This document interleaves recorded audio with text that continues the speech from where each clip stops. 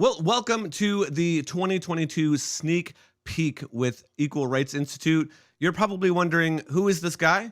My name is Tim. I am the executive producer for 1 Minute Apologist. I also have my own YouTube channel called Dealing with Deconstruction, and I'm pastor of the church, Image Church in Charlotte, North Carolina. And I'm a great friend of the Equal Rights Institute. And you are a great friend of the Equal Rights Institute. That's why you are checking out this live stream. We are going to look back over the last year. We are going to look forward into 2022. And I would love for you to leave me a comment. Just let us know where you're watching from. If you have a question at any point during this live stream, you can go ahead and leave that in the comments as well. If you want the speakers, Josh and Emily, to answer that question, you could put a Q in there just to let me know. But at this time, I want to bring in my really good friend, your really good friend, Josh Brom. Josh, man, it is so good to see you, my friend. Man, it's so good to have you doing this. So I asked my friend Tim to run this because I've done a bunch of these webinars and it has always been a technical nightmare. And I would spend all this time trying to figure out how to get everything to work, and then it wouldn't. And then Tim's like, I could just kind of help you do this. And it's like, that would be great. So get used to seeing Tim help with anything live that we ever do for the rest of ERI's history. Tim's going to be running this, and it's really good to be on and having you do this with me because we're just buds. Like, we were just hanging out at Starbucks like a week ago or something. Yeah, it's You're awesome. just a really good friend, a great apologist, super smart. Yeah, it's great to have you on. Yeah, I'm stoked to be here. So I'm going to be like the MC kind of host. I'll be in and out. I'll be handling some of the back end stuff. So Josh, I'm just going to kind of hand this off to you. You have some really awesome things that you want to start with. So man, just rock and roll, and man, tell us what's going on. Yeah, so it's so good to have everyone on. Thank you for joining us. And the point of this, we're going to do a couple of things tonight, and this is, especially for our donors who we want to be transparent with. Just kind of want to give you a chance to know what's been going on, what we have kind of accomplished this last year. We also want to give you guys finally the sneak peek to our big secret project that we've been working on for the last few months that we are hoping to raise funds for next year. We're certainly going to be inviting you to partner with us on that at the end of this. We don't have a fundraising event. We don't have a gala or a banquet or anything. This is kind of it. And so I'm hoping that you get excited about it. And certainly I'm hoping that you have a lot of questions for us, because this is a great way to be able to answer your questions. Like, I can't have one-on-one donor meetings with everyone. I certainly have them when I can and always want to answer people's questions. Here's a chance for, instead of you just reading a fundraising letter, is to be able to kind of hear what's going on, hear what the plans are, and ask us about it, and just kind of let you know what's going on. So but before we look forward, let's look back a little bit. There's some really cool things have happened in the last year. This has been one of the best years in ERI's history. One of the big things, and you'll be seeing her later, is Emily Albrecht is on staff now. Most of you at this point probably know who Emily is. She was helping run the club at St. Olaf. There she is. There's a sneak peek. Emily's here. You will be hearing from her a lot. It's so good to have you on. Emily has been killing it. She has been on staff ever since she graduated, and every day at daily morning staff meeting, I like to say it just seems like she's showing off and just making everyone else look bad. She is killing it at so many things. You will be hearing about it, but Emily's on staff. That's really huge. We just recently put out a bunch of parts of a project that we were working on a lot from the beginning of this year, which is this quick response series. I think we brainstormed this in our annual staff meeting. We have an annual thing for 2 or 3 days, usually in January or February here in Charlotte, where all the staff comes in and we've got a big marker board and we just hang out and brainstorm, what are our big priorities for the next year and how we're going to accomplish. And I think this idea came out of that, of creating a playlist, a video series that would just be free on the YouTube channel. That would be our quickest responses to basically every pro-choice argument. And so Andrew and Emily got really busy at writing all of these scripts for like these 4 to 5 minute videos. And then Emily was here for 2 really, really hard days here in the studio. We filmed 27 videos in 2 days. and got everything done. And then then I had all this footage on hard drives waiting for me to edit them. And so most of them are edited now. We released 12 of them at once. And then we are releasing one a week until we're out. And we are actually already planning on adding now to the series. There's a few topics that we didn't hit the first time, so we're going to keep doing that. But we wanted to give you a chance to kind of see one of these. We worked really hard on these. This is kind of a different thing for ERI. Like a lot of times our videos are longer, or our podcasts are longer, or there's like really deep content. And it's been fun talking to donors about this project, because a lot of people just been like, oh, great, something kind of short and bite-sized. And I just think they came out really, really well. Emily did a really, really good job with these. Andrew did a great job helping write these scripts. I'm just the video editor guy. And so we're going to go and play you one of these videos, just in case you haven't seen any of them, just to give you a taste of what these are like. We're going to play you the one on responding to the idea that abortion is a private healthcare decision, and then I'm going to tell you about some other things we accomplished in the last year. Go ahead and roll the video, Tim. If it's labeled as healthcare, then it must be fine, right? There's been an incredibly frustrating trend in pro-choice media to simply label abortion as part of healthcare, as if plopping it under the same category as getting my annual physical exam suddenly makes abortion access non-negotiable. This idea manifests itself in a variety of slogans, like, abortion is a private healthcare decision, I don't want politicians involved in my reproductive healthcare, and the infamous, abortion is healthcare, typed in all caps by half of Twitter. But here's the problem. Abortion doesn't actually fit under the definition of healthcare.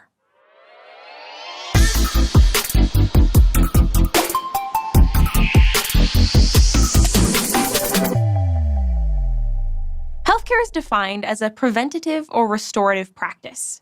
To claim that abortion is preventative is a categorical error. The living human organism in question here has already come into existence. Abortion doesn't prevent a human, it kills one. On the other hand, to claim that abortion is restorative is an incredibly misogynistic viewpoint. If abortion is restorative, then pregnancy must be considered abnormal, a problem or irregularity that must be fixed in order for the woman to return to an acceptable state. In such a worldview, the male body is normal, and women are forced to abandon and subdue their natural bodily functions in order to conform. If there is ever a time to scream patriarchy, this is it. As a woman, I find that absolutely revolting. The female pregnant body is not inferior or abnormal. It's in my very nature and anatomy. My very nature and anatomy is not inferior.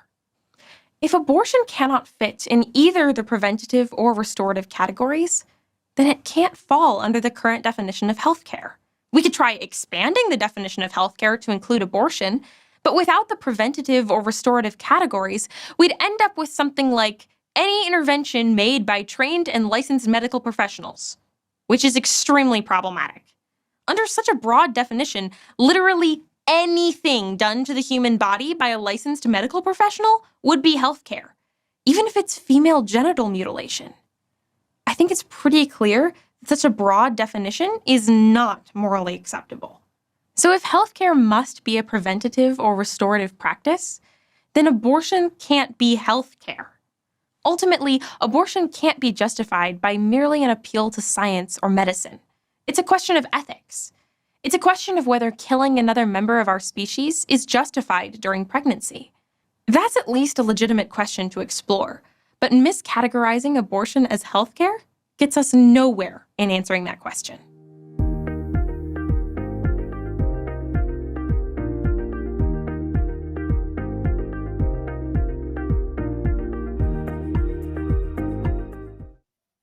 Okay, so hopefully you get a sense. Check out the videos. If you go to our YouTube channel, they'll always be there. They've got their own special playlist, and we've got a lot more in store for you. And they're meant to be very shareable and easy to spread, or just if you ever need a refresher, you're in one of those relational apologetics dialogues that we're hoping that you get into, and then someone makes an argument, and you're just kind of like, oh, I just kind of having a hard time remembering how I want to respond to that argument. Well, hopefully it will be in that playlist, especially after the playlist is filled up with all the videos that we've put out. So that'll hopefully be something that will be of service to you. Let me just tell you a few more things about this last year. We've got a graphic we're going to throw up that'll kind of show some of our impact, and I'm going to break it down into a bunch of different things. But generally speaking, our metrics are all up. Our blog is down 3%, which is very, very small, but just about everything is up a lot. Our speaking is up a lot because the world is getting back to normal a little bit, which is great. I'll break down a few more of these things. So like we published 41 videos to our YouTube channel this year, not including the podcast. So that includes the Apologist React series. That includes individual talking to camera videos, the quick response videos, and then also clips from the podcast. And so we saw a 38% increase, which about 39,000 YouTube views in this year. We also published 14 podcast episodes. I'll tell you a few of my favorite podcasts this year included, I did a series of 2 podcasts with a Muslim intellectual, Dr. Javad Hosky, who used to be pro-choice and he became pro-life. Part of his journey from pro-choice to pro-life was because of him following our work. And then he was basically in the closet as a pro-lifer because he was in the academic community. And then he finally decided to come out of the closet as a pro-lifer on our podcast and talked a lot about just understanding where the Muslim community is on abortion. And he even responded to a bunch of like the really big name Muslim YouTubers and the different kind of thought leaders and why their pro-choice arguments are often not very good. We also had some great podcasts with Emily talking about outreach mistakes, talking about dialogue mistakes. We also had some podcasts with Jacob reacting to some videos, kind of like I'll do like the Apologist React series.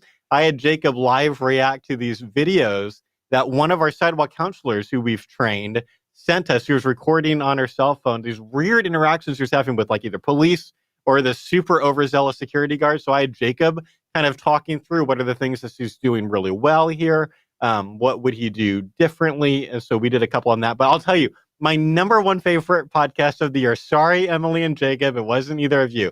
My favorite podcast was with a Christian comedian named Josh Harris, who came on to talk about humor and dialogue. And we had actually done a podcast several years ago on humor and dialogue is something that's important to us and kind of helping pro-life people to be less weird. But I got a legit comedian to come on and share about how to use humor, and he gave some practical tips. And my big takeaway from that episode, I'll tell you real quick, was this idea that it's really comforting because it's like it actually doesn't matter so much how funny you actually are. Like you can try to bring humor into your dialogue. You don't have to be comedian level funny. He said the fact that you're trying to be funny is actually doing a lot of the heavy lifting. Like that's what's telling the other person a lot about you as a person. But he also gave some tips on how to use humor, and it was really, really great. So our podcasts were downloaded over 43,000 times. That's a 72% increase from the previous year. We also published 22 articles on the blog. Andrew Cake, our lead editor, has done a fantastic job of both writing for the blog as well as he's managing all of the other writers. We've got writing interns with volunteers, Emily, just like different people, and he runs that. I actually asked him, since he's the lead editor, what were your 3 favorite articles of the year? Just like for people who, if you've missed any, I'll just kind of highlight the 3 best ones according to him were, one of them was, let me see it on my nose, arguments about pro-life hypocrisy prove nothing about abortion. One of them was the Texas heartbeat law, an overview, and then also sea lining, the fastest way to shut down dialogue. That was an Emily article, and I learned a new term when we wrote that article. I learned what sea lining is. So our blog has had about 35,000 unique readers in the last year. That's 3% lower than the previous year. I don't have an explanation for why it's at all lower, but it's statistically basically insignificant. We also have now about 3,800 students enrolled in at least one of our online courses. That represents a 53% increase in students as compared to where we were last year. Now, to be fair, partially it's because we're giving courses to people who are members of our affiliate groups. I'll be talking about that program in a little bit with Emily. But that's part of that. It's not the only reason that there's growth there, but that's part of it. And then also just something I always like to let especially our donors know, we, for the third year in a row, earned GuideStar's Platinum Seal of Transparency. That's their highest seal of transparency, and I do that by reporting a bunch of numbers and financial data, and now they've got extra things hoops I had to jump through for the first time this year, like talking about our board practices and things like that. You want to get really nitty gritty on what goes on behind the scenes at ERI, check out our GuideStar profile, because I am all about transparency, and we've got that platinum seal. I'll tell you a little bit about speaking. So, I said speaking went up in the last year, which has been nice. And there's been some whirlwind stuff. There's this one speaking tour I did that Emily has really helped with. Emily and Jen have really stepped up in handling the logistics for my speaking, which has been great. But I ended up doing in 6 days, 8 different speeches and 2 full outreach days. I'm still recovering from that trip. That was crazy. There was like no time for anything except just going to different speeches, different places. There were high schools and conferences and colleges, and it was a lot.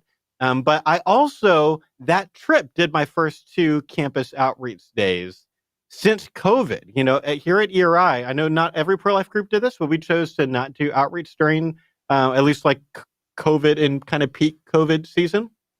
And so I did a couple of outreach days. And that was interesting. And I haven't talked about it publicly yet. And I don't want to make it a really long story, but I'll tell you, the outreach that I had at St. Olaf, a college that I love. I'm all about St. Olaf, the club, some of my favorite pro-life people in the world have either come from St. Olaf or are currently in St. Olaf or at St. Olaf. I love this college. I had the second most hostile outreach experience I've ever had on a campus. And I've been expecting the campus outreaches might get harder for over 6 months, like basically since the beginning of the year. I was expecting, there's going to be more hostility because of Amy Barrett on the Supreme Court, everything that happened on January 6th. I felt like people are going to be reacting to that sometimes. And then, of course, Texas happened. And I wasn't even expecting that one. And so pro-choice people are really, really angry. And it was a really hostile outreach. And we got protested. And the campus had to come out. And there was a lot. At some point, Emily and I are going to sit down in the studio, in the podcast studio, and we'll share some stories and some thoughts. But I'll tell you, clubs need our help more than ever. Was kind of my big takeaway. It's like I've been expecting that outreaches would get harder, and certainly I experienced that, and that's just an anecdote, but I've heard from some of my colleagues who are also doing campus work that they're all seeing the same thing, that pro-choice hostility is on the rise. And so clubs need our help more than ever. And so before I tell you about next year's huge project, I want to bring Emily on so we can talk about the biggest kind of accomplishment, achievement that we had here at ERI in the last year, because of all those things, like all the things I just described are like kind of us and continuing the normal things that we do. But we also expanded ERI in the last year by adding a new huge program, a thing that we had been talking privately internally at ERI about for years, and I kind of thought is not going to happen for years and years to come. And then we bring Emily on, and she's like, "Oh no, we could totally do that. I know exactly how we could do that." She created this like entire plan, and it's just like took this thing over. It was amazing. I don't know how you did. I still don't know how you did it, but it wouldn't have happened without you. And that's our affiliate program. And so, would you tell everyone who hasn't heard about it, about the ERI affiliate program, why we did this, what it is, and then let's also talk about the results. Certainly. So, that places like St. Olaf, like that's where I came from. I came out of St. Olaf, and we saw this incredible success happen there as soon as my club got connected with ERI materials. But that's a story that we're seeing happen all over the country. We were seeing St. Olaf, we were seeing University of Michigan. All these clubs were getting our materials and then reaching out to us to ask for extra support. And we started to think to ourselves, I started to think to myself and then asked the question to the rest of the team, how can we be replicating that story in all these other communities around the country, because there are people who are asking for extra support. There are people who are getting our materials and becoming super passionate. And I want to help them with all of the resources and the knowledge that I kind of came into by accident in running an amazing college pro-life group. And so what I designed was the ERI affiliate group program that's really designed to provide personalized one-on-one mentorship and support to make existing or brand new pro-life groups far more effective and active in their advocacy. So the whole idea is that we are there for them every step of their journey. We're providing them with free courses. So they get free access to the Equip for Life course, free access to the Sidewalk Counseling Masterclass. They get personalized mentorship with me. You wonder what I do during my days most of the time at ERI? I spend half of it on Zoom. I had 4 affiliate group meetings today. I was on Zoom with 4 different clubs in different areas of the country, helping them think through different situations that they're in, helping them to like brainstorm for the future. How are we going to train our club members? How are we going to go out and do outreaches and actually make a difference in our communities? That is like what I do with most of my day now, and I love it. I am totally a people person. It's so good that you're that's exactly what I was going to say. It's so good that you're an extrovert, because when I see your Google Calendar on my Google Calendar, I'm like, oh my gosh, look at all those meetings throughout the day. But you're an extrovert, like you live for that. You're loving it. You're flourishing in it. You're so good at it. But yes, I can say from firsthand, just like look at the calendar, boy, you have a lot of meetings already on this. I do. I mean, I want to be there for my clubs personally. I don't want to be this like faraway figure that's just providing like all the free materials. Don't get me wrong. We're providing free stuff. I want to provide them with free ERI, but I also want them to be able to have access to me, to ask questions, to get that kind of support. Because sometimes people just need that extra push, need help to know what to do next. So we started this program in August, right? August 20th was the day we officially launched. So I would love to show you where we are now. Can we pull up that state map, Tim? We currently have 20 clubs and counting all over the United States. And you're going to see 2 little dots over in Europe. That's Denmark. We have 2 groups in Denmark. I can't tell you how excited I am about that. We have 20 groups all over the country in 11 different states, plus our 2 groups in Denmark. Can you go over to the next slide for me, Tim? As I said, that's 20 clubs, 11 states. My favorite part of this is that I track active members in our clubs.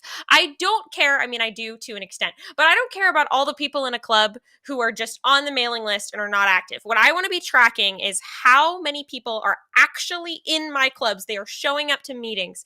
They are going to events. They're helping plan events. They are active members. And then we're also going to try to increase that number from the people who are on their mailing list currently inactive and get them into the actual club doing things. So we have 282 total active members of those clubs. That means that our average club has slightly over 14 people in it. And I actually just calculated this new statistic this afternoon because I was curious about it, because I had 4 affiliate group meetings today and they were all telling me about how many new active members they had been getting in the last few weeks.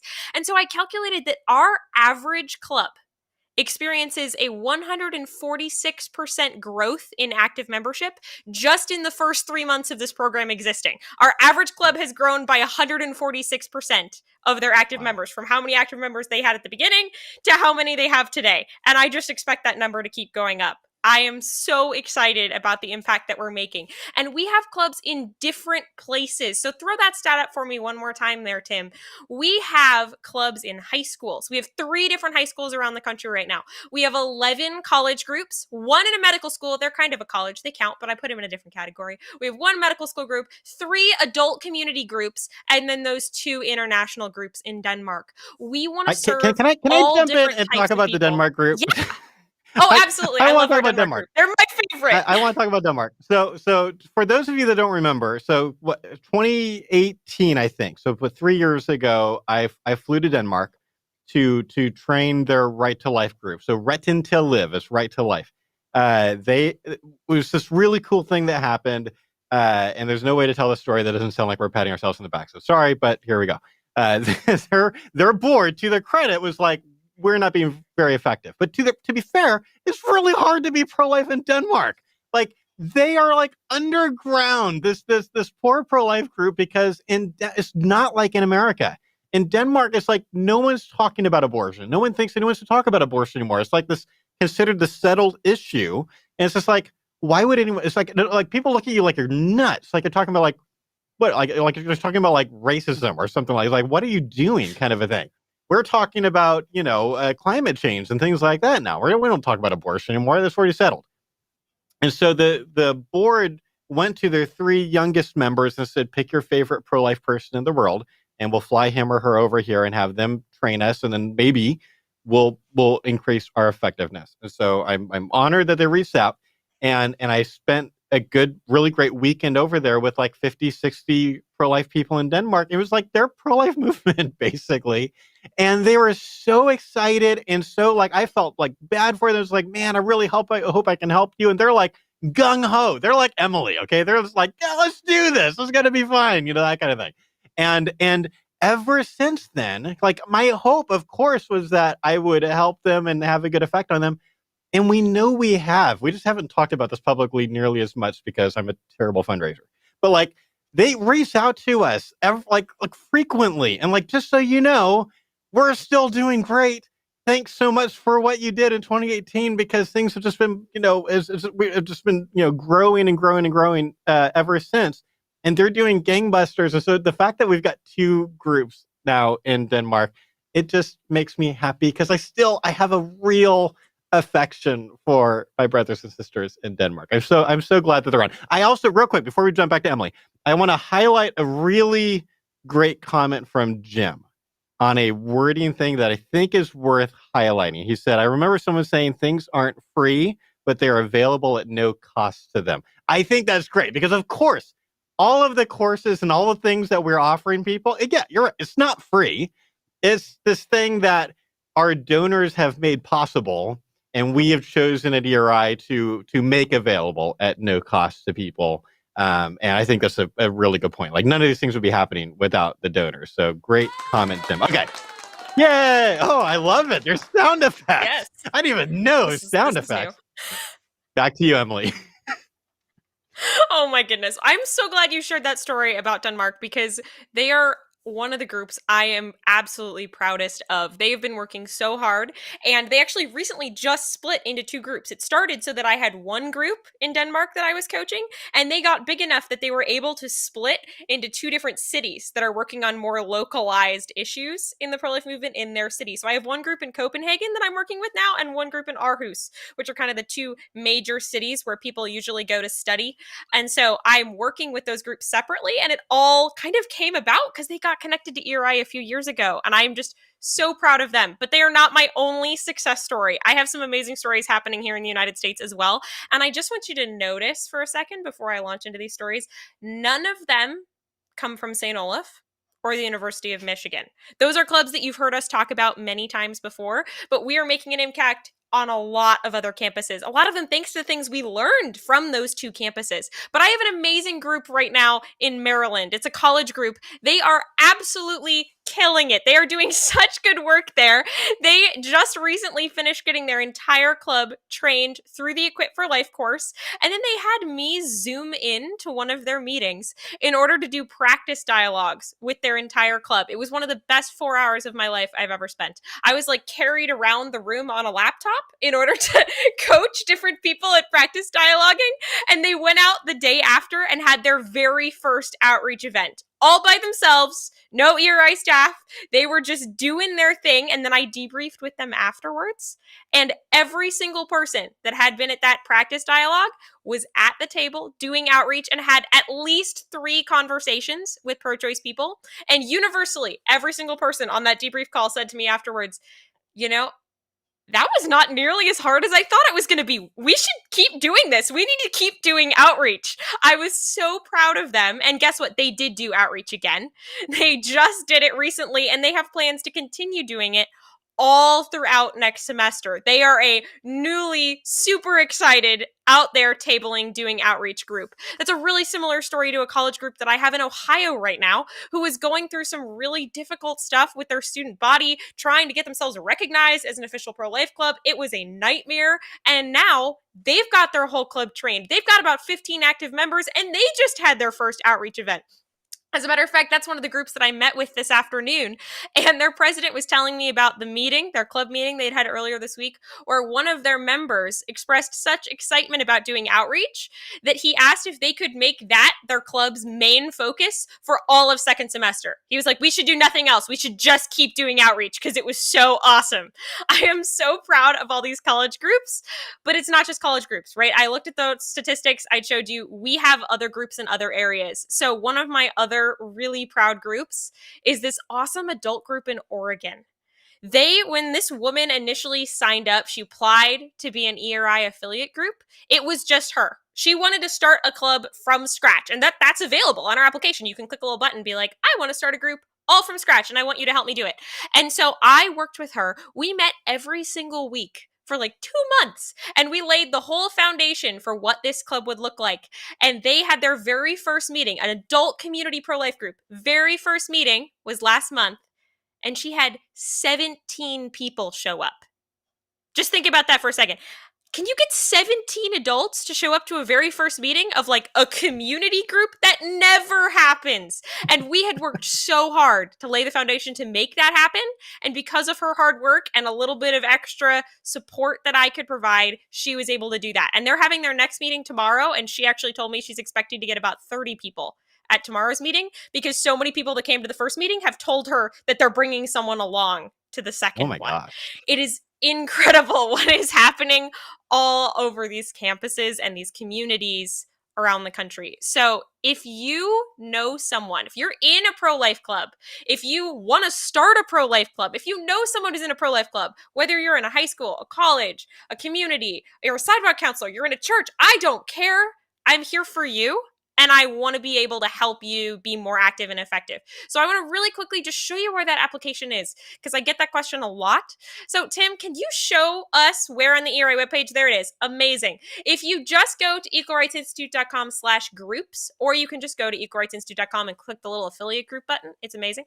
And you scroll down on that webpage, you'll see the beautiful trailer that we made. You're going to see a list of all of the perks that you get as an ERA affiliate. And then there, ta-da, is the application form.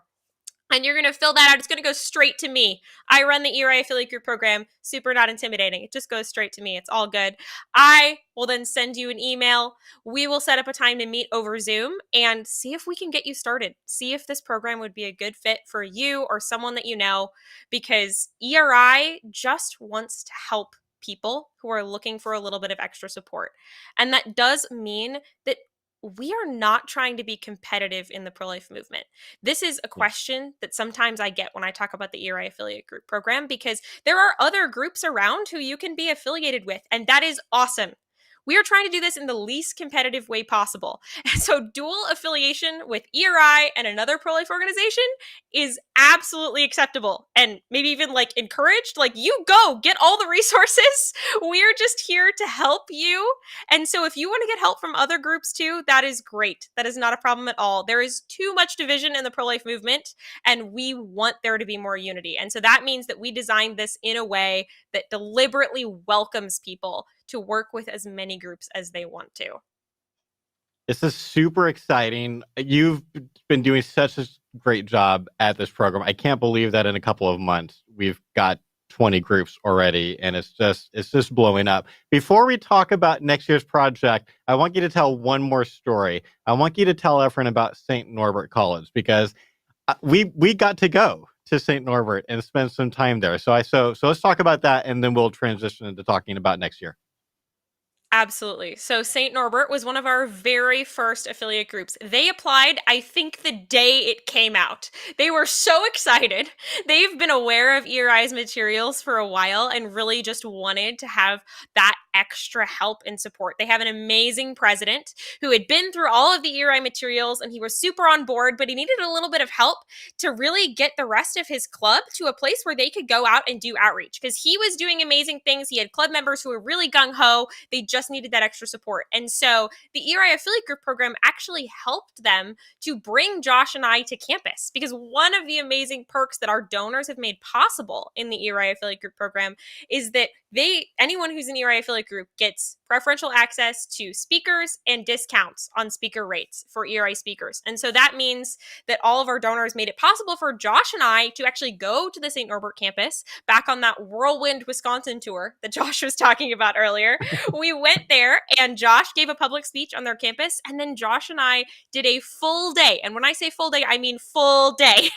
We started at 8 a.m. and we finished at about 5:30. Josh, I feel like it was 5:30. The debrief just went on and on and on. It went on and on. We did It was outreach good though. It was for good. something like 10 hours. Okay. It was incredible. We had the privilege of talking to students on their campus ourselves. We had more minds changed in one outreach than I have ever seen. It was incredible. I can top that. Is based on what was shared during the debrief, we had more minds changed that day than any outreach in ERI history. Okay, that definitely tops what I said.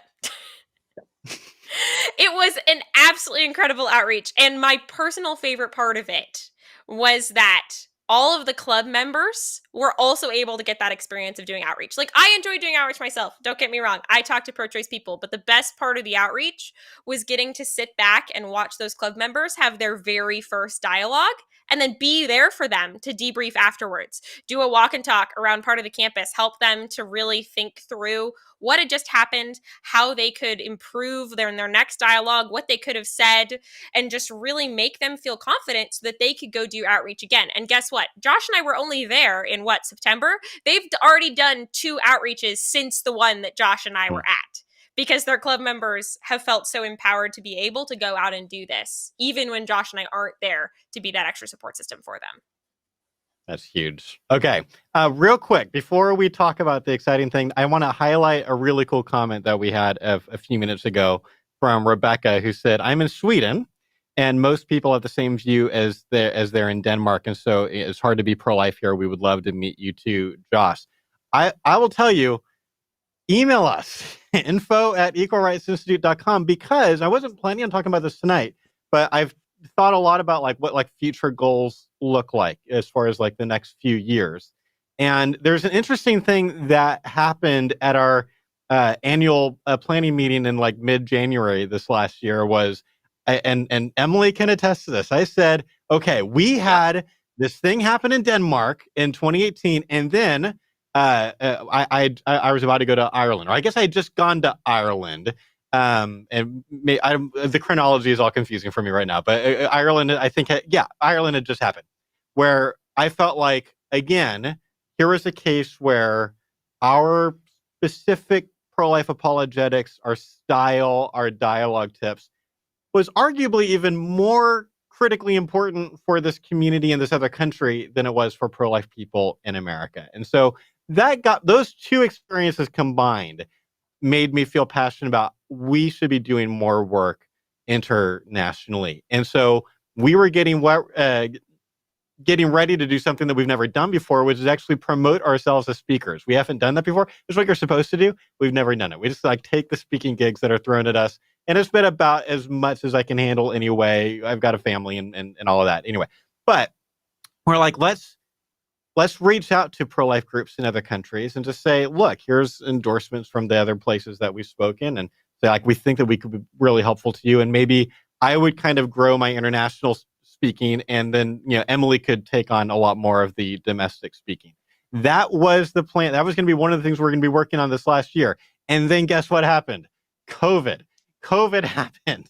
And so based on my way back from Ireland is there's this virus that's kind of concerning from China. It's it was I was on the way back.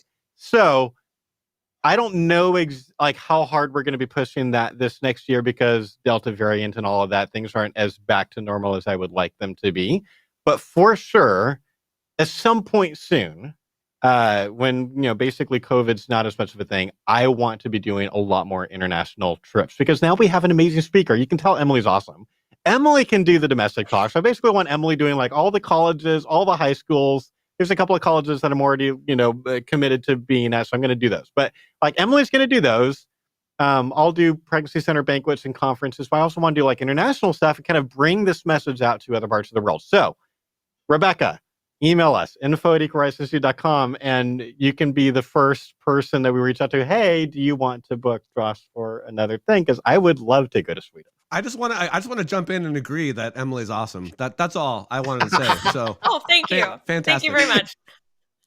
I love it. Okay, let's talk about next the big project that we've been working on. So, Emily had this awesome brainchild, and we started kind of working on it. We've been working on this really hard for several months now. It's been a behind the scenes kind of a thing. We kind of wanted to make sure that it was a feasible project, or that it would work well, that it would accomplish what we wanted it to accomplish, and so we were keeping it on the down low. But now, for the first time, it's time to talk about this in public. And so, again, this is Emily's baby. I think in the end, like Andrew and I are doing a lot of work on it, and Jen's doing a lot of work, and we've got a graphic designer helping with it. But I want Emily to be able to kind of tell you about this huge project. Go ahead, Emily. Tell them about it. Okay. Well, I think we all know that there is this problem that a lot of people see, recognize. I experienced it myself.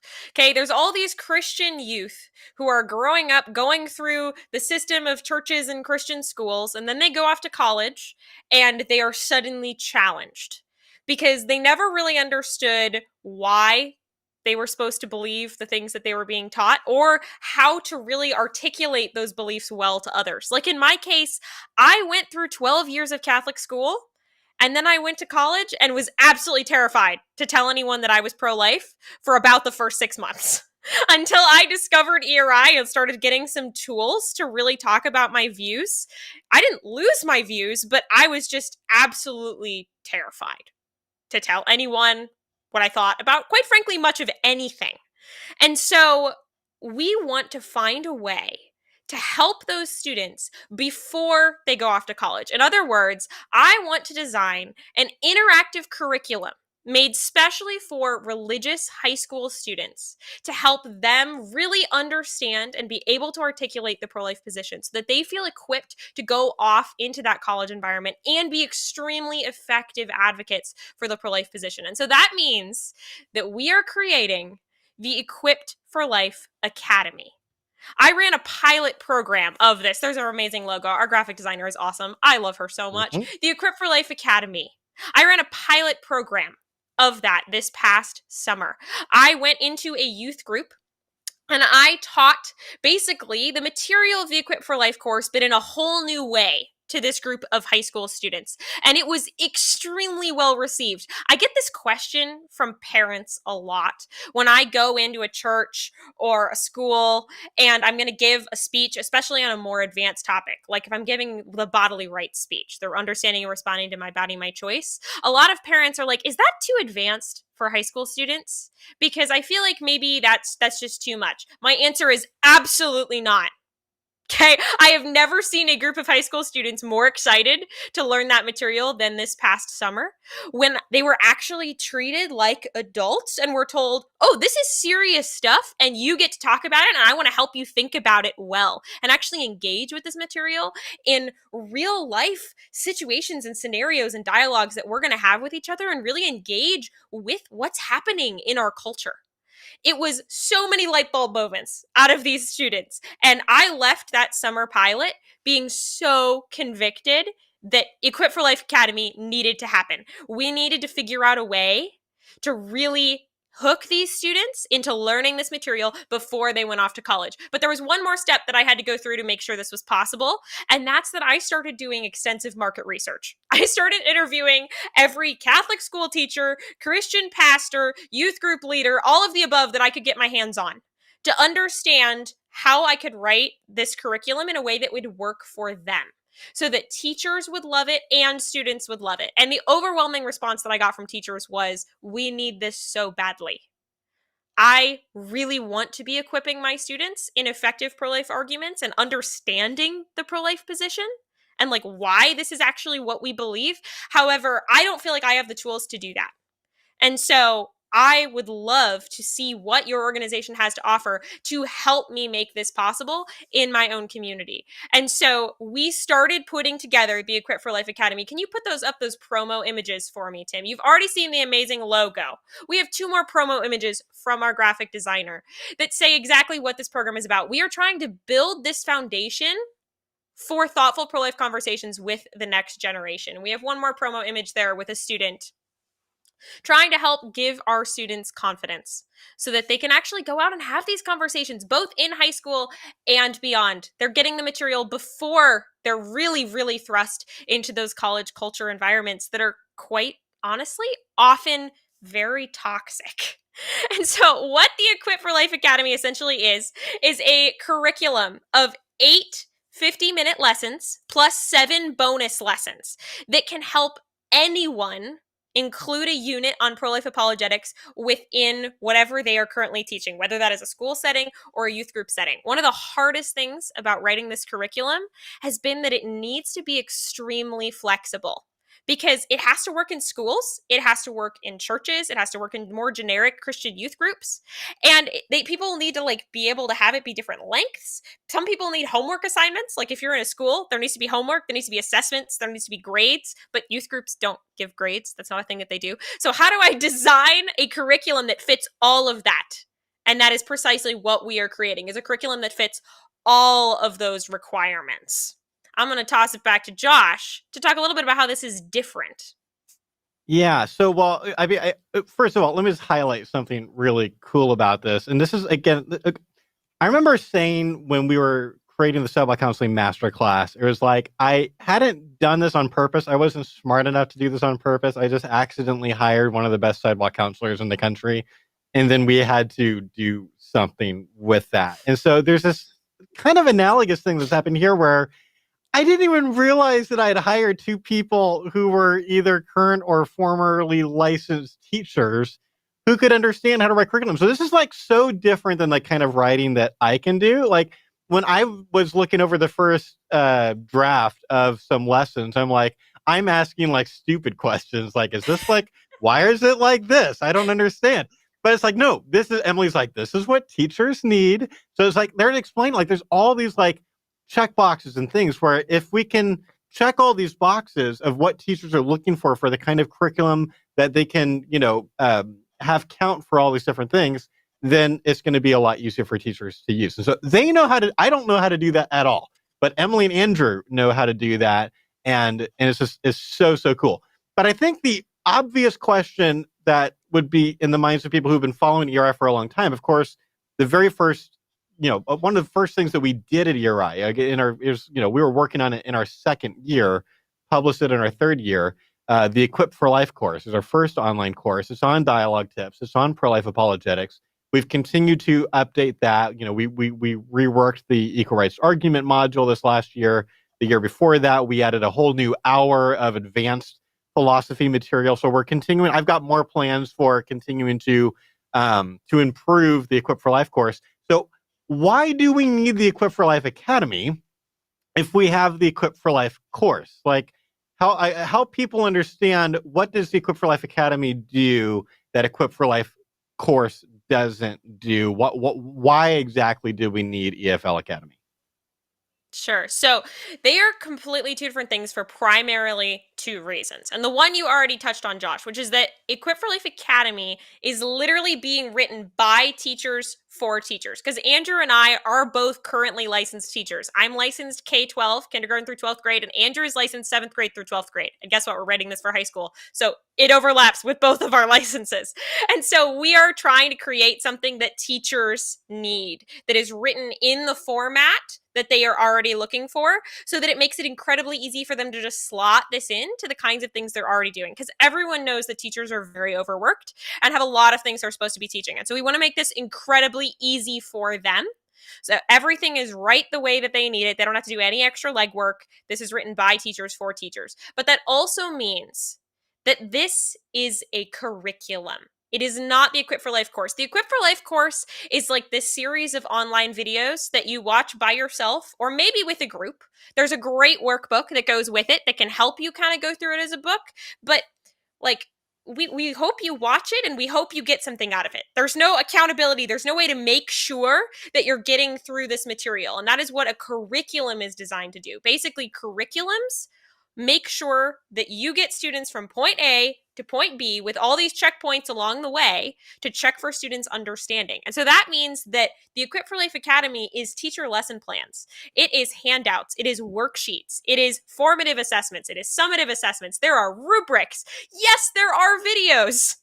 But that is not primarily what it is. It is more of an interactive working with students and teachers facilitating student learning than let's just plop on some videos and hope the students get something out of it. This is designed to work in the school setting or in the youth group setting so that we can actually ensure that students are engaging with the content. That's the biggest concern, is we want to make sure students are engaging and have all those touch points to engage and check with their understanding. I think that will make a lot more sense if I show you a little bit of Yes. what I mean. So I'm actually going This to is so share my exciting. screen. I know. This is so beautiful. Okay, you've already seen the promo images that Tony has put together for us.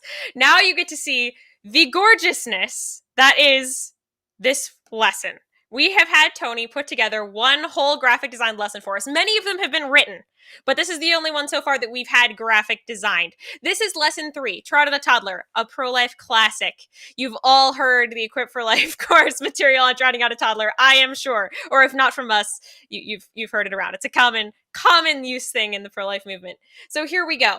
We've got our topic essential question right at the beginning here. This is the teacher workbook. And so it's always crucial for teachers to know and even to post in their classroom, what is it? What are the big questions that we're exploring here? And so in this lesson, we're looking at what are the underlying beliefs that ground the abortion debate, and how do we effectively discuss the difficult circumstances that surround the issues of pregnancy and women's rights? That's really what's happening in this lesson. And then we move on down. Just take a moment to notice how beautiful this looks. It looks so beautiful. We have lesson objectives. This is what students will be able to do by the end of this lesson. Everything else, all 10 other pages of this lesson plan, are how we are going to get students to this objective. You're also going to notice my personal favorite thing right here, these standard skills. We all know that teachers are overworked. We also know that teachers often have a lot of requirements that they have to fill.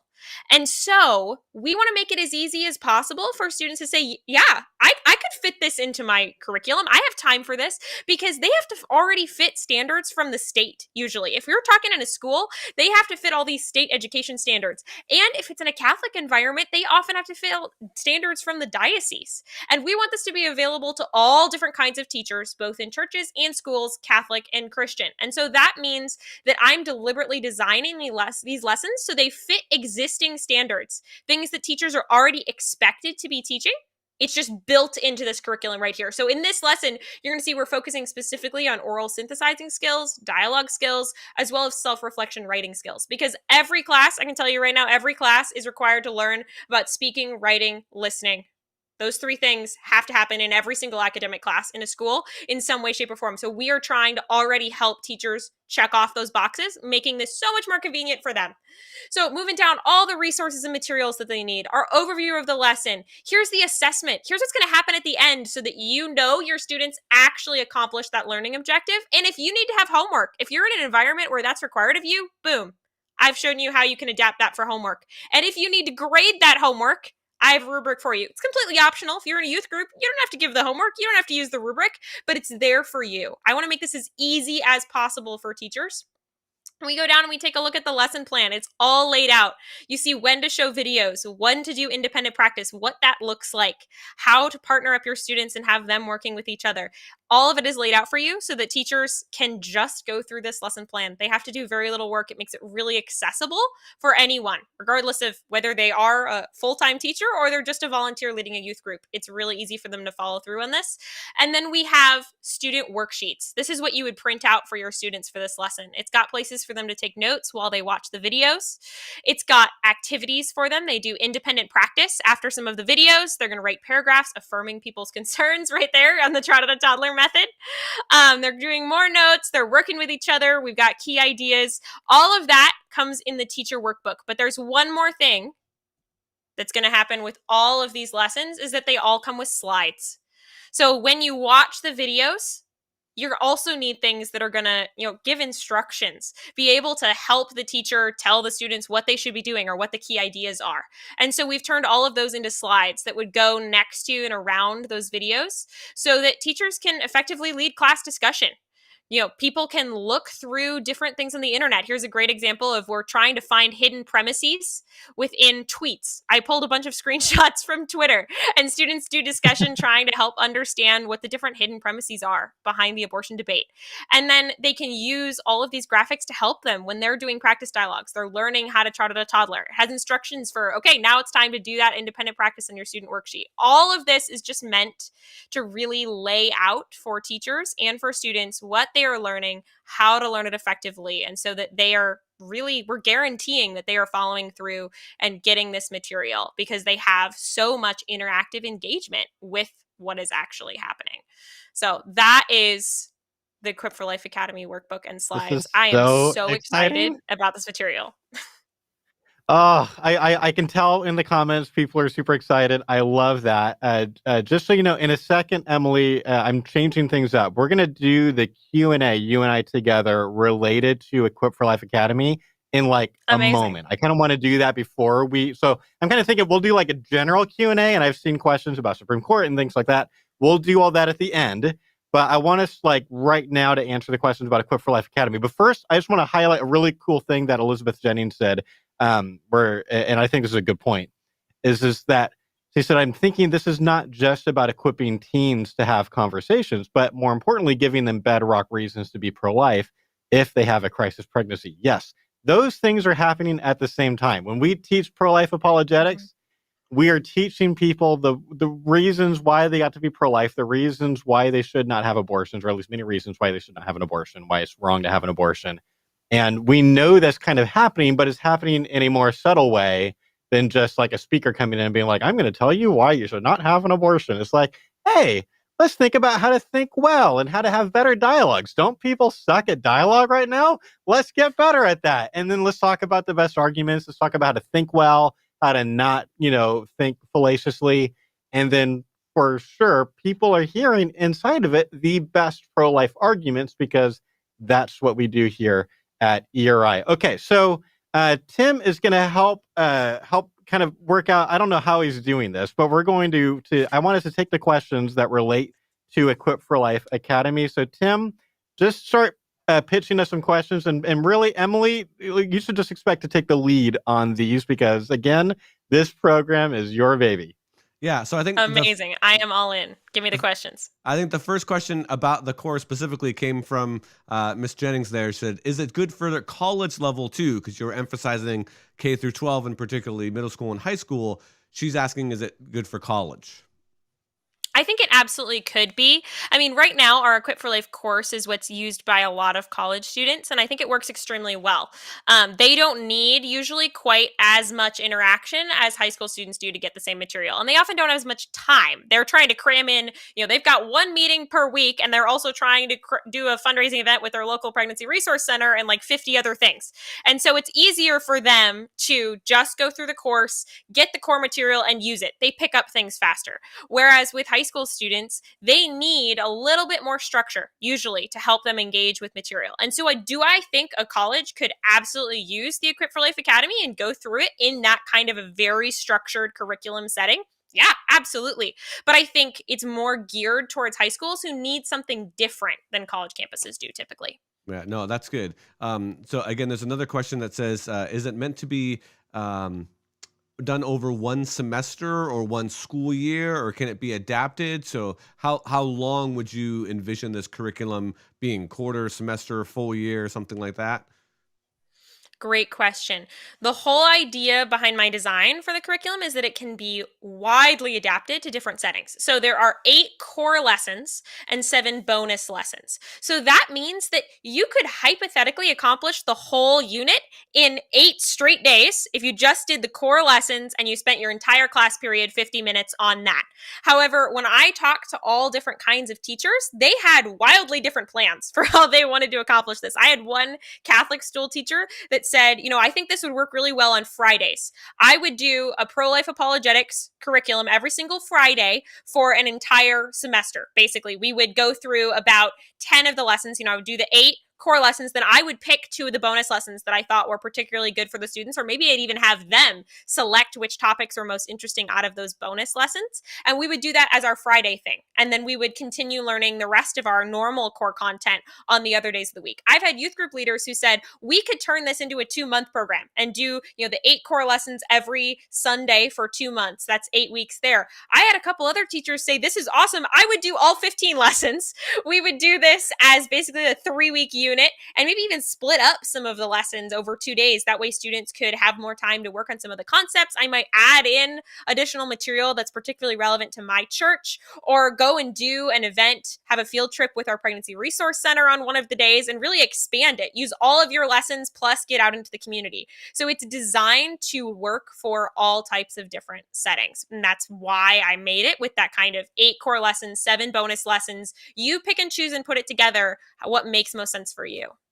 Okay, that's fantastic. And I think kind of the big question here, and maybe this will lead into our next segment, is how much is this going to cost? That's what everyone seem to be wondering at this point. So that's interesting. So my interpretation of reading that question was, how much will it cost for people to purchase the Equip for Life Academy? Right. So just in case that's what the question is, Emily, I don't even, I feel like we've discussed this. Did we land somewhere on this yet internally? We have not landed on an exact number. This has been a big discussion, and it was a big part of my market research as well. Understanding what teachers and schools pay for similar programs like this and what makes the most sense. We know that we want to make it extremely accessible for all of these different programs. We don't want cost to be a factor. And so we are trying to figure out where exactly is a good place to land, where we are able to provide this at a reasonable, very accessible cost to them, but we're also not like losing money making it out of it. Like we need to be able to find that balance there. And so that's been a big part of all my conversations with teachers and schools and pastors. No, there's also an interesting thing where if you give everything away for free, at least as far as they're concerned, they often take it less seriously. Right. And so you want teachers like, this is very professional. There's a lot of work, a lot of expertise, a lot of experience has gone into this. And so, there's certainly a market research aspect that's still going into it. Of course, it's going to cost us a lot of money to put it together. I'm going to be asking people to help us with that in a few minutes. But did we have any other Academy related questions before we I think chat about that? All the Academy related questions okay. that I caught. If there's any extra ones, we'll grab them in the next segment. But yeah. Well, then I guess that segues to what this is really going to cost. So, of course, this is not a free thing. So, like, you just saw a beautiful workbook. It is so beautiful. I love it. Every single time I see it. We have a graphic designer who's basically done everything for us for the last several years, and she's not free, and a worker is worth their wages. And so, like, that is just like one aspect of cost for this. But another aspect of cost for this is having someone edit the videos. Because I think the people that are on this are probably the kinds of people that also watch like the ERI update videos that I occasionally make. And so you've already heard me say, like, this has been one of the primary pain points at ERI for a couple of years. It really is that I'm the main video editor. I made all the quick response videos on my computer. It's like I actually spend 60, maybe 70% of my time, if I'm in the office, video editing. It's not super ideal for a nonprofit CEO who's trying to run a team and is speaking and doing a bunch of other stuff to be spending, like, frankly, you want to know why I don't spend a lot of time fundraising? This is why. I don't have time to do this. Like, thankfully, we've got a lot of donors. So I'm just like excited. I am in Premiere Pro or DaVinci color correcting stuff. And so because we don't want to halt all the other things that we're doing, like YouTube videos, the podcast, and things like that, we want to bring someone on who can edit not only these videos, this new project, but also, moving forward, help take most, if not all, of the video editing off my plate. So we need to expand our staff. And this year was a really good example of why that need is. And I kind of saw this coming. Like, being the only video editor has been hard, but I've been able to keep us consistent for a long time with the schedule where we were always publishing 2 articles a month, 2 YouTube videos a month, like an apologist reacts or talking head to camera kind of video, and then also 2 podcasts a month. So that was the consistent schedule for, basically a couple of years.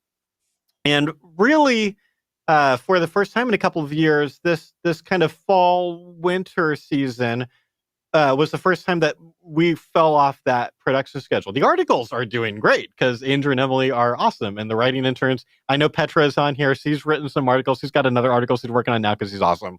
Like, there's people helping write articles, but I've got, I think right now it's like 7 podcast episodes that have been filmed that no one that have not seen the light of day, and probably there's 3 apologist reacts videos that have been filmed that have not seen the light of day yet. Plus, I don't know what, like another like 15 quick response videos or whatever. And like the reason that I stopped putting YouTube videos out consistently and the podcast has been less consistent is because speaking went up.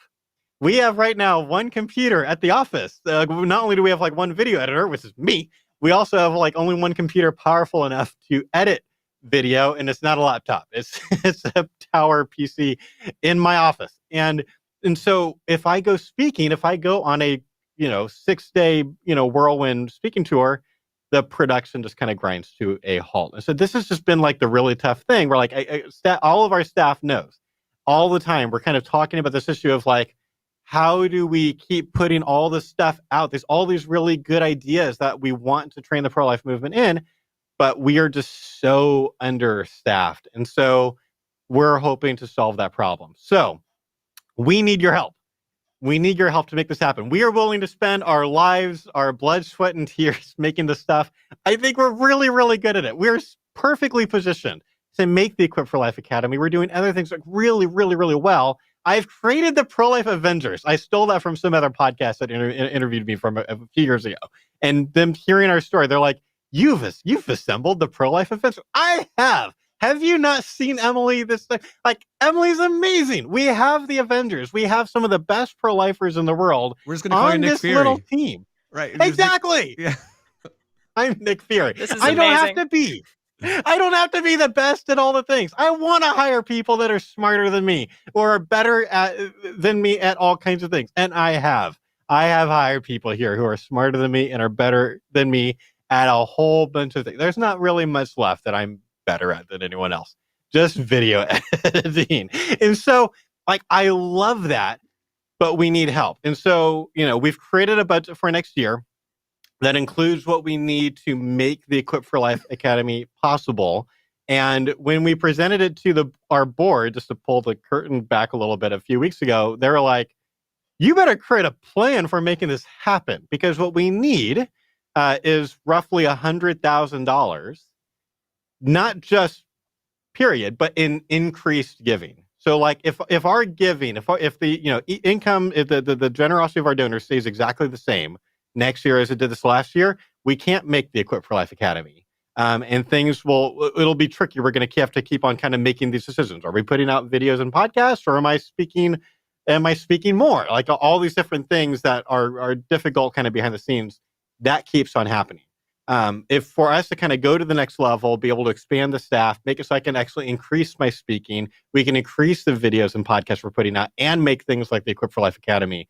We need about $100,000 in new this next year, which could, so that could come purely from new donors. That could come purely from current donors who are increasing their giving because they're super excited about what's going on, or a hybrid, which is realistically what is going to happen. And so if you have never given before, but you've been utilizing, you've been helped by our material, I would ask that you would start giving, because we could really use the help. I think sometimes, we try to put out really high quality stuff, and so it might look like we're doing really well. We're not. We're barely paying the bills, and there's a lot of things that we're not doing because we don't have the funding. And you can ask any of our staff, and they will tell you that. They know exactly how this works.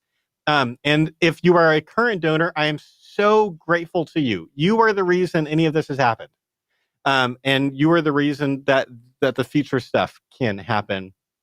But I ask you to prayerfully consider increasing if you possibly can, because I think you get a really good bang for your pro-life buck if you are giving to ERI. And so, again, this isn't a fundraising banquet. There's no envelopes on tables. We just have a donation page on the website. And so I'm just going to screen share real quick and show you, this is, if you go to equalrightsinstitute.com/donate, this is the page that you will land on. You can get there anywhere on our website. And if you give by credit card online, this is the way that you do that. You can give a special one-time gift.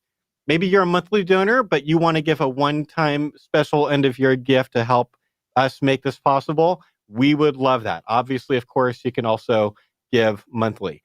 If you don't give via credit card, I'll just let you know, because sometimes people ask about that. We do have other ways that you can give. There's always this link at the bottom of the donation page. So if you like to send checks, we've got a form you can print out. You can mail. We've got the mailing address that you send checks to. We've got some kind of information, IRS stuff about how you can do that.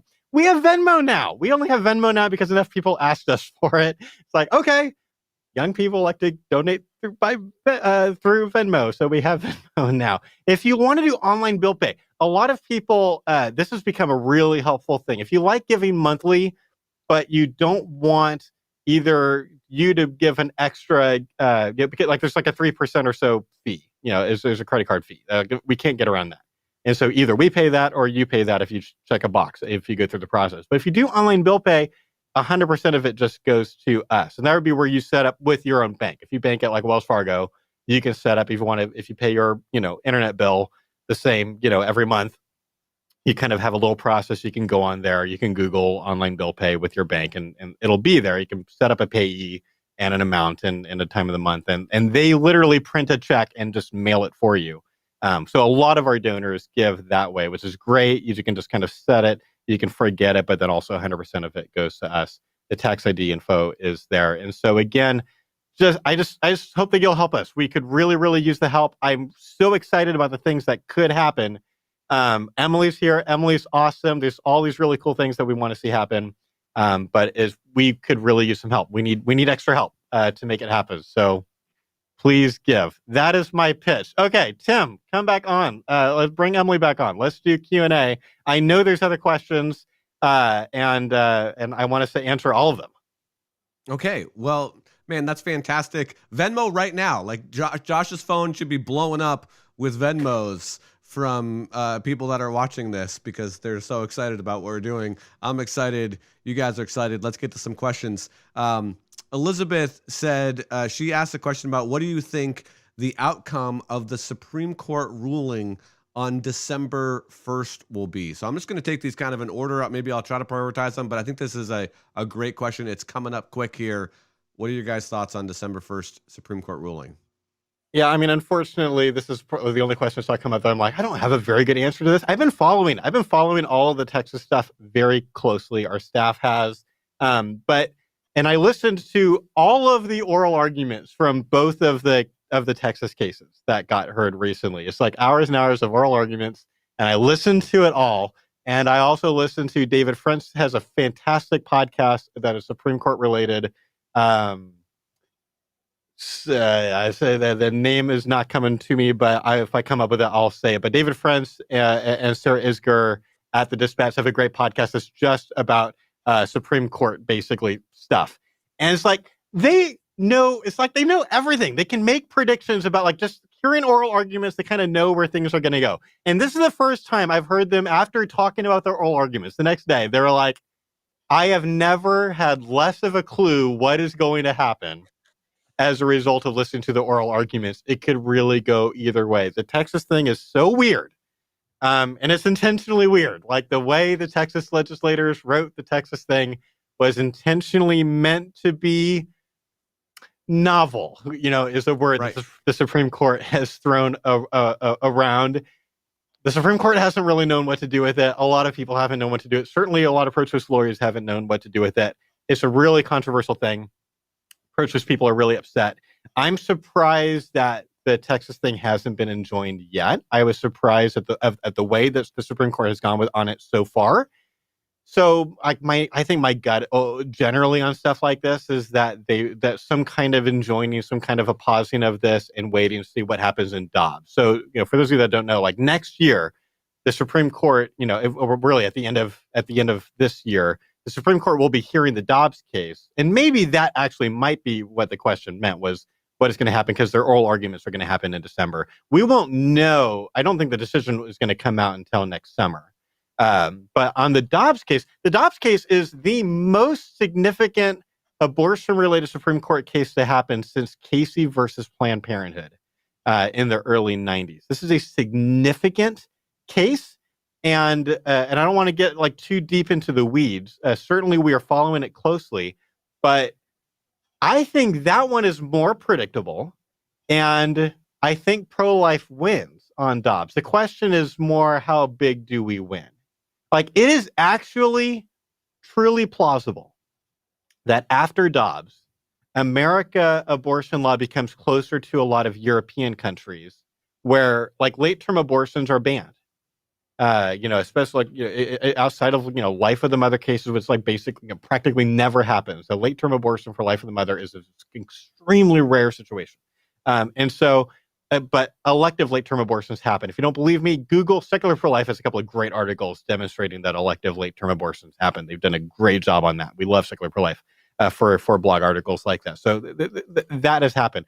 So a lot of people have kind of made this point, like America is on a short list of countries that allows abortion as late as we generally do. Now, different states sometimes will draw the lines different places, but a lot of states, New York, was a famous example a few years ago that made it legal. 9-month abortions are basically legal in New York. And we're on a short list of countries that do that. And it's a short list of countries you don't really want to be on a list of with those countries on things. So I think Dobbs probably goes the pro-life side. It's a question of how big do we win. Pro-choice people are right to be afraid of what happens in Dobbs. The Texas thing is just such a wild situation. I'm not sure where things are going to land there, but we're going to certainly be paying attention, and we're going to be, releasing, certainly, especially with the Dobbs case, we're going to be putting out articles, podcasts, things like that, helping people understand. Here's what's going on. If you are not a diehard every day, full-time pro-lifer like us, but you want to know what's going on, we will be there to help you. Fantastic. I want to, before we get back to questions, I want to highlight a couple comments. So Jim said this is great. He said, not a fundraising banquet, but the food here tastes just like home. And that's exactly right. So the food is arguably better than at most banquets. That's probably. As a speaker who speaks at these banquets a lot of times every year, you probably are eating better than we eat at a lot of these banquets. Well, and I'll take this opportunity to pat myself on the back via Ben from Facebook's side note. I'm impressed by the technical and visual quality of this broadcast with the screen sharing and all that. Better than most. Hey, thank you. I really appreciate that. Let's jump back to more of the questions that we had here. So again, Ben asks, have you guys ever heard of or worked with Passion Life Ministries? They're another organization that we support and are 100% focused on international pro-life ministries. They do a lot of great stuff. Are you familiar with Passion Life Ministries? I'm not, but I'm definitely curious, and I would love to connect with them and find out what they're doing. Certainly, we love working with as many pro-life groups as we can. And there are pro-life groups that we've got really good relationships with. Justice for All is a great example of that. Secular Pro-Life, CareNet, those are kind of the top three closest, tightest friendships that we have with other pro-life groups. We love pro-life unity. We want to partner with pro-life groups as much as we can. Sometimes we'll try to partner with pro-life groups and it doesn't work out for one reason or another, but it's like we're trying behind the scenes to make that happen as much as we can. So I'm not familiar with Passion Life, but given obviously that that I'm passionate about international pro-life work, I want to find out more about them.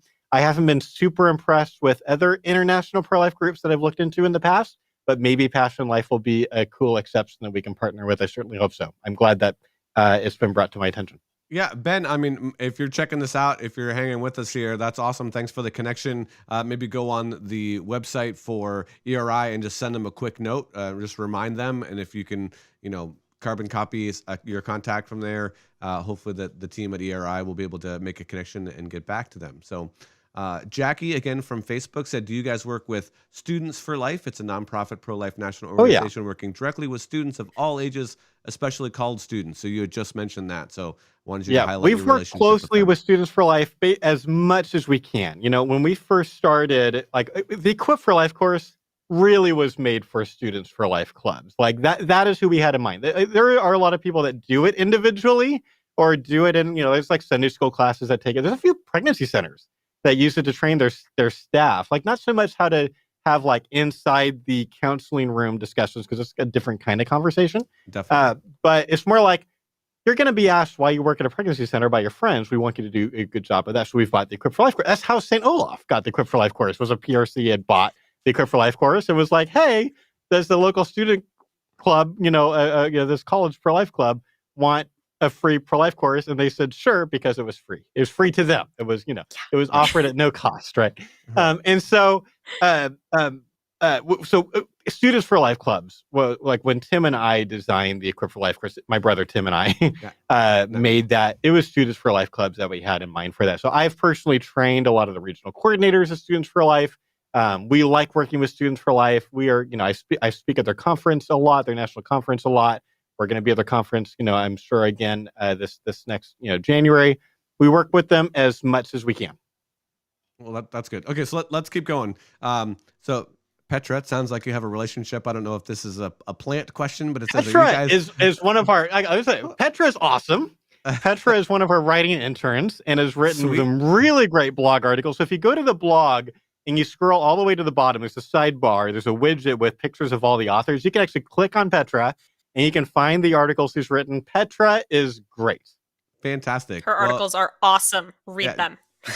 She is asking, are you guys going to do anything on TikTok to reach young? And so I thought that was really interesting. Do you have any plans for diving into the TikTok sphere? So here's what's funny.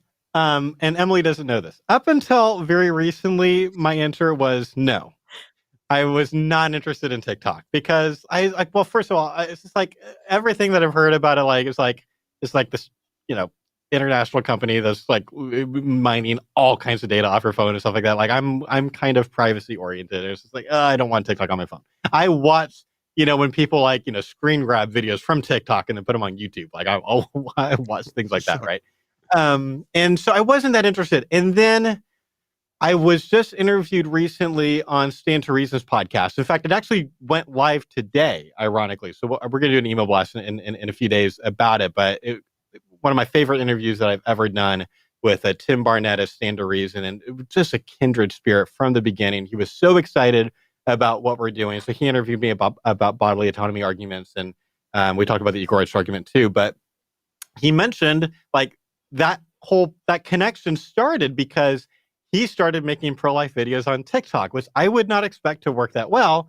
And one of his videos went viral. He's got like 1 million views or something like that. And as soon as he said that, Emily, I'm just like, oh, darn, I think we're going to have to be on TikTok now. So Emily has been working really, really well behind the scenes. I hadn't mentioned this, but like there's so many things going on behind the scenes that I did not get into. But Emily and Jen have been killing it on Instagram lately. I've completely turned all the social media over to them. All the comment responding, all the stuff. They handle all of that. I've been delegating more and more. And Emily and Jen I've turned them loose. Just like do whatever you want on Instagram. And so Emily's like, let's do Instagram better. And there's also, if you go to our Instagram, if you haven't been to our Instagram in like a month or two or whatever it's been since Emily has like taken this over, go check it out. It's way better. There's a lot more. I think you're posting every day now. You're posting reels and things that I don't know what they are because I'm not on social media so much. I've been almost completely off of social media this entire year, which has been great for my emotional health. But Emily's on and is doing all kinds of cool things on Instagram. And every once in a while, like my wife will be sitting next to me, she's on Instagram. And so she'll be scrolling Instagram and it'll be like, oh, there's Emily. And it looks really cool. And it's really great. So we have been looking more into alternative ways of doing videos and different things like that. And I think probably TikTok is in our not so distant future. I want to say this. I think the underlying theme, and people in the comments, if you're still here, back me up on this. The underlying theme to the sneak peek of 2022 has been Emily is awesome. right? Yes. Emily is awesome. Yes. And Petra here, just she's blushing. Oh, stop! She says, "I write like every 6 months." Stop. She's she's Still, she's she's We love being you, Petra. it's a quality over quantity thing with Right. with Petra. So I think this is the last question we have. So if you got a burning question, jump on. But this will be kind of maybe you can point to a resource if you don't want to give a full answer here, Josh and Emily. But the question from Jack on Facebook says, "I've seen many pro-choice people accuse pro-life advocates of prioritizing the fetus over the quote-unquote living, breathing woman, or otherwise emphasizing the living, breathing nature of the woman. What's a good way of responding to this kind of argument?" So how would you respond to that? Yeah, so how about I take the first crack at this, and then Emily, you fill in any gaps because you are fantastic at dialogue as well. But my instinctive reaction to that, if someone said you're prioritizing over a living, breathing, and like they were really emphasizing those words, I'd want to hone in on that and figure, okay, is this a person who doesn't think that the unborn is living and breathing? Because it does both. Like, we would not be concerned at all about the unborn if it was not living and breathing. It's definitely biologically alive. And we know that. And we teach in the Equip for Life course, and in Equip for Life Academy, exactly how to demonstrate that. This is like the easy part of the abortion debate, is the biology side. We don't even have to get into that often when you're doing college outreach, because almost all the pro-choice people we talk to are smart enough to not go there. YouTube comments is a different thing. Like, definitely pro-choice people on YouTube, you'll have to do the biology stuff with them a lot. Like, this is this funny back and forth that I've had with Secular Pro-Life a bunch of times, where they'll be like, we have to deal with the biology stuff all the time. Like, yeah, because you guys are mainly doing your dialogue online. We're mainly doing our dialogue on campuses. So there's a selection bias kind of like thing that's happening there. Or just the who you're talking to will have an effect. But I'd be like, okay, can we agree on the biology side? The unborn is alive, and it's also breathing. Now, granted, it's not breathing with its lungs the way that you breathe for most of your life. Like, breathing happens a different way, in the womb. But I just don't think that matters. And I want someone to try to demonstrate like why that matters. But I imagine a lot of pro-choice people who say this, and I'll kind of kick this part of the answer over to you, Emily. Is like they probably aren't trying to say, like, their primary problem is not the living, breathing thing at a biological level. I think this is more of a woman over the fetus question, and it's just clumsily worded. And so, Emily, talk a little bit about like what pro-choice people often mean when they're kind of talking about how pro-lifers are prioritizing the baby over the woman, and how you would respond. I think that usually when pro-choice people bring up that concern, they are pointing to something that we at ERI talk about a lot. And a lot of you have probably heard us talk about it, which is the idea of fetus tunnel vision. I think there's this problem that a lot of pro-life people come across like the only thing they care about is the fetus. I don't think that's really what pro-choice people mean. Like, they don't only care about the fetus, but we come across that way sometimes because of the language that we use or the way that we make our arguments. And so pro-choice people are, I think rightfully so, upset about that. Because if I thought there was a pro-life person who literally did not care about women in difficult circumstances or women at all, I would be upset by that too. And so, honestly, the first thing I would do when talking to that person is find common ground with their view and maybe even explain, either using the term or not, what fetus tunnel vision is and why I think that's a problem. Because I think what they're expressing is their concern that pro-life people don't care about women. And I'm going to say, I don't think that's true. But if it were true, like if there actually was a pro-life person out there that didn't care about women, I would be just as mad about that as you are. But I think that sometimes pro-life people are just really bad at articulating what they mean. And so it comes across like we don't care about that. And then I would probably go into the equal rights argument after I've made that common ground of at least them understanding that I really, really care about women and that I've kind of like work in the pro-life movement. So I kind of know a lot of pro-life people, and I've never met any that literally don't care about women. Like, I'm not going to pretend that I know every pro-lifer out there. Okay, there's probably some really not good pro-life person somewhere that like literally hates women, actually hates women. But I don't think there's very many of those people. And so after I find that common ground and I kind of bring their wall down talking about that, I would move into the equal rights argument to show that I think both the woman and the fetus have the same equal right to life. And so they're both equally valuable to me. And I think we need to care about both of them. Yeah, that's really good. I want to also just real Excellent. quick react to a couple of more comments that I saw that I was reading while Emily was going. So Yeah. first of all, Advisory Opinions was the David Friends podcast that I could not think of. We have multiple people in the chat that are like, well, what's wrong with you? Okay, yes, that is the podcast. It's really, really good. If you want to understand what's going on with the Supreme Court, David Friends and Sarah Isger are awesome for that. Someone asked who the young man is. So Tim. So just for those of you who've come on late and aren't familiar with the dude in the middle, this is my friend Tim Hull. He is a Christian apologist. He's a good friend of mine, but he also has a great YouTube channel on Christians who are deconstructing their faith, talking about that. He also works with Bobby Conway, the 1 Minute Apologist. And so I've been on both of those channels, and we just have just a lot of great kinship.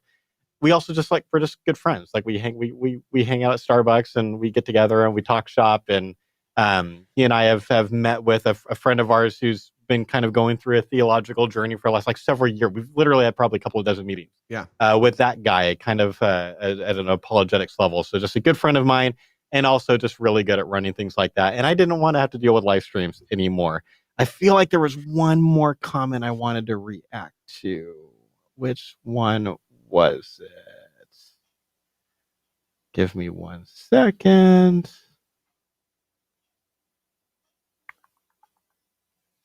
See, I hate the fact that I had one. Oh yeah, someone asked about Amazon Smile. Someone asked if they can donate with Amazon Smile. Yes, you can.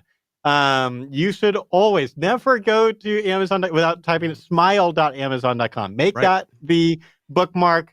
Make it so that your Google Chrome or whatever you use automatically puts that in. You every time I buy anything from Amazon, there's a little bit going to Equal Rights Institute. You can just set that up once and it's kind of automatic. We've always got to kind of go to smile.amazon.com to make that donation happen. And so, yeah, there's definitely some donors who've done that, because I feel like every month or two we get a check. It's not huge. It would be bigger if more people used it or spent more money at Amazon while using it. But I don't know. I feel like we get maybe $50 or $100 a month or something like that from the Amazon Smile program. So definitely use it.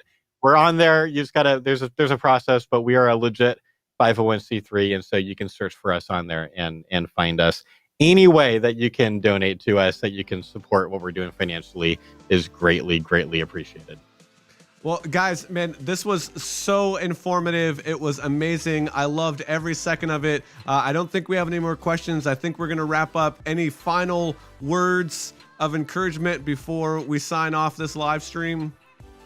We have a fantastic team. I mean, everyone can tell how great Emily is, and Emily is great, and we are doing a really good job of utilizing her to the fullest.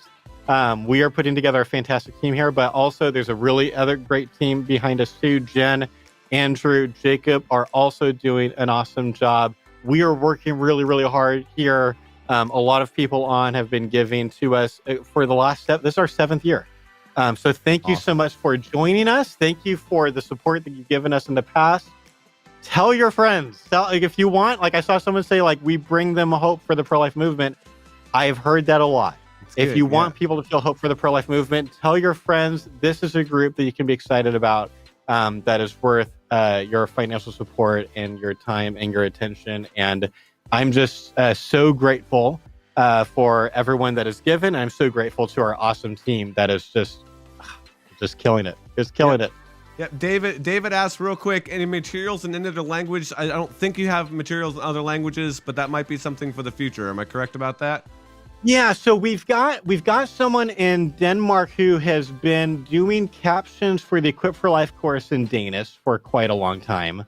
I just don't think he's finished that project yet, so I don't think that's live, but that has been in the works. Cool. And if there's anyone else who wants to do captions for us or translate our stuff into other languages, we would love that. We would totally do that. Again, that's the kind of thing that we could pay translators to do, by the way. And we've never even seriously thought about it because we don't have the funding. The fact that we are having to think about how many YouTube videos and podcasts we're not going to release on time because Josh is on the road or whatever, means thinking about things like other ways to expand like that. It's just like those are the kinds of things that are not happening because we don't have the funding, and I don't like being underfunded. So Right. help us. That certainly getting our stuff into other languages is a really, really good idea, and a really something that we want to do. And certainly volunteers can help us do that right now. So if you are someone that would like to help us translate things into other languages and you're willing to volunteer and do that, get in touch with us.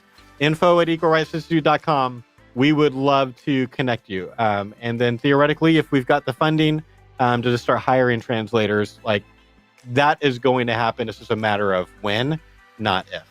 Fantastic. Well, thank you so much for checking out this live stream. I'm really excited about the future of ERI. Have been a friend and a fan for a long time. One of the things that you can do to continue to support this wonderful organization is to like and subscribe to their YouTube channel. So you can go ahead and click right over here and click subscribe, and then you can probably watch this video right here just to help support them. But we really encourage you to make a donation. The website was there earlier, and all the information was in the broadcast. So thank you so much for joining us. We'll see you next time on the live stream.